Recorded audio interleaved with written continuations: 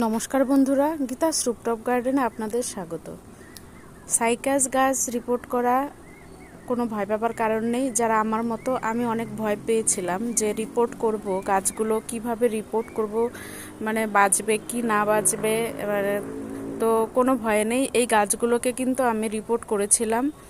তো রিপোর্ট করার 2 মাস পর দেখুন, এই গাছটা তো ঠিকই আছে, কিন্তু এই গাছটাতে পাতাগুলো যখন কচি হয়েছিল তখন একদম পিঁপড়াতে খেয়ে নিয়েছিল।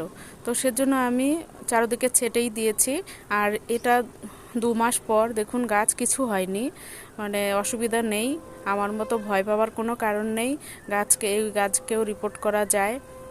আমি একটা ক্রিসমাস ট্রি সেটাকেও রিপোর্ট করেছি, অনেক বড় গাছ, ওটাও কিছু হয়নি। এখন নিচে থেকে শুধু কয়েকটা পাতা পড়ে গিয়েছে, আর ভালোই আছে। ধন্যবাদ, ভালো থাকবেন সবাই।